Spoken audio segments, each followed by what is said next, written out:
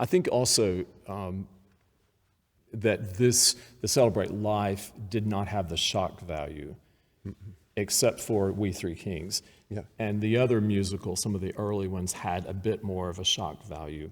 And I remember, this is also in the Godspell time. Sure. Yes. Right, Yeah. Just And a few years prior. Exactly. And I remember knowing about Godspell, and the first time I heard it, it was almost like this might corrupt you. You know, you go to this Godspell performance at the community college, but, you know, don't really believe it all because, you know, they crucified Jesus on a fence, and that's so sacrilegious, and, you know, all these ideas. And so, you know, we were warned kind of as the youth group, you know, be careful about this. But Celebrate Life didn't have that shock. That's right. Thing. And if you thought that the Three Kings, if that were the shock thing, then you just simply left it out. And I think it was probably left out as much or more than it was included. Oh, I think so too. Yeah. I think more actually than it was included, probably. Because I was told the first time I did it, don't do that. We did it anyway.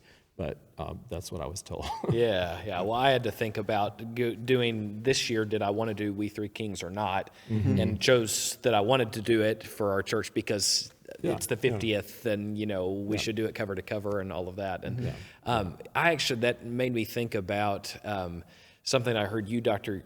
York, say 10 years ago at a 40th anniversary concert of this at another church. And you had talked about that We Three Kings scene and the controversy of it, but you also framed it in a pretty deep theological way that gave a really powerful perspective to what that scene can demonstrate. So would you mind talking about that? Yeah, and in fact, I actually brought with me a manuscript from that. It's a short little thing, and I might read it rather than try to remember it. But it was as you said, introduce the 40th anniversary. I should mention, or he will get mad, it was at my brother's church. It's your brother's 10 years church, ago. Columbus Avenue. That Columbus Avenue here in Waco. And it's 2.5 pages. I'll just read the portion that relates to We Are Three Kings. And I said this: to hear this musical is to be reminded that controversy in church music is not a new phenomenon. One of the songs that we will hear this afternoon is We Are Three Kings. This song has often been categorized as the comic relief section of Celebrate Life. I disagree. Over the decades, many ministers of music have sadly decided to eliminate We Are Three Kings from their sophisticated performances. To do so is to reveal a sad misunderstanding of the message of the song. We Are Three Kings speaks its particular gospel message to every generation, certainly no less to ours. This song speaks not of comedy, but of silliness, very serious silliness. I don't know if Reagan and Burrell knew it when they wrote it, but the Holy Spirit knew it when he inspired it. This is indeed serious silliness. You kings of the governments of this earth and all political parties, your visions of personal grandeur and importance look silly beside the glory of the King of Kings. Kings of finance and commerce, your riches look silly when confronted by the teachings of the King of Kings who owns it all.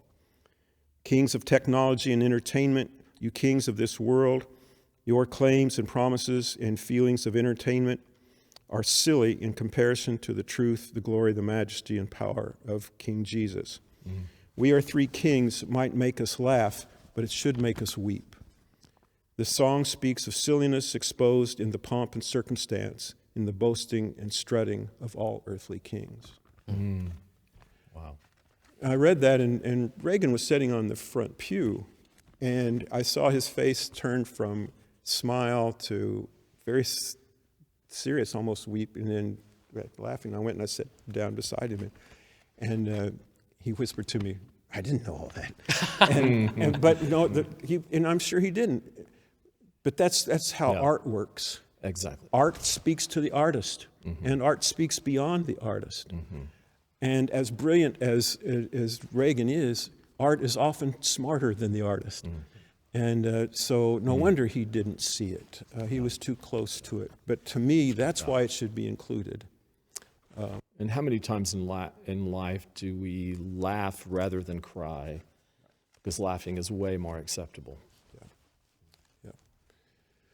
So the Three Kings, and it was meant to be silly. There was no other way that Burl could set it than he did. The twirly, oily, he's talking about the beards and all this stuff. It had to be, but I do think it was a serious silliness that we need to embrace and not avoid.